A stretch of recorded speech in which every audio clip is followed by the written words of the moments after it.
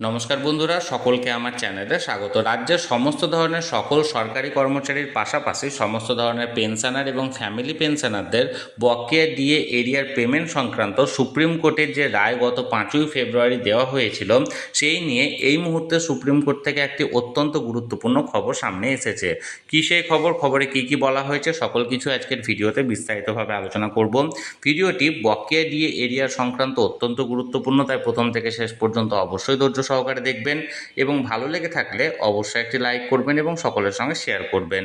আর সেই সাথে এই চ্যানেলে যদি প্রথমবার হয়ে থাকেন এই রকমের ইনফরমেটিভ ভিডিও আরও দেখার জন্য যারা এখনও পর্যন্ত চ্যানেলটিকে সাবস্ক্রাইব করেননি তারা অবশ্যই চ্যানেলটিকে সাবস্ক্রাইব করে নিতে ভুলবেন না। তাহলে চলুন আমরা বিস্তারিত জেনে নিই। দেখুন, আমরা সরাসরি সুপ্রিম কোর্টের ওয়েবসাইটে আছি।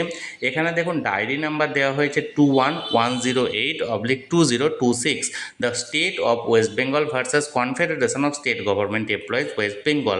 মূলত এই যে মামলাটি করা হয়েছে সেটা হলো সুপ্রিম কোর্টের তরফ থেকে গত 5ই ফেব্রুয়ারি যে রায় দেওয়া হয়েছিল যে পঞ্চম বেতন কমিশনের আন্ডারে সমস্ত সরকারি কর্মচারী এবং পেনশনারদেরকে বকেয়া ডিএ এরিয়ার পেমেন্ট করতে হবে, এবং এই পেমেন্ট সুপ্রিম কোর্ট থেকে নিয়োজিত অবসরপ্রাপ্ত বিচারপতি ইন্দু মালহোত্রার নেতৃত্বে যে কমিটি গঠন করা হয়েছে সেই কমিটির তত্ত্বাবধানে করা হবে।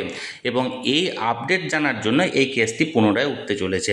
দেখুন, এখানে বলা হয়েছে এখানে একটা মডিফিকেশন অ্যাপ্লিকেশন যেটা লাস্ট হিয়ারিং হয়েছিল 27শে May 2026, honourable mister justice Sanjay Karol and honourable mister justice Prashant Kumar মিশ্রার এজলাসে। এবার এই কেসটি পুনরায় আগামী 3 দিন পর অর্থাৎ 23শে জুলাই 2026 উঠতে চলেছে। অর্থাৎ আজকে হচ্ছে 20শে জুলাই সোমবার, 21শে জুলাই মঙ্গলবার, 22শে জুলাই বুধবার এবং 23শে জুলাই বৃহস্পতিবার এই কেসটি উঠতে চলেছে। এবং এটা সেকেন্ড হাফে ওঠার সম্ভাবনা রয়েছে, যদিও বা এখনও পর্যন্ত কোন টাইমে উঠছে সেটা নিয়ে সঠিক আপডেট এখনও পর্যন্ত আসেনি।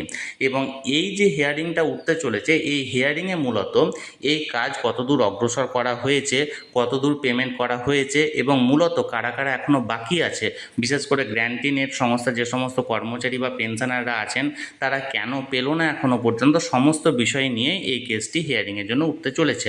আমি সবসময় চোখ রেখেছি এই কেস সংক্রান্ত যে কোনো আপডেট আসা মাত্রই তৎক্ষণাৎ সেটা আমি আপনাদের সঙ্গে শেয়ার করে দেবো। তাই যারা যারা এখনও পর্যন্ত এই চ্যানেলটির সঙ্গে যুক্ত নেই অবশ্যই চ্যানেলটিকে সাবস্ক্রাইব করে চ্যানেলটির সঙ্গে যুক্ত হয়ে যান।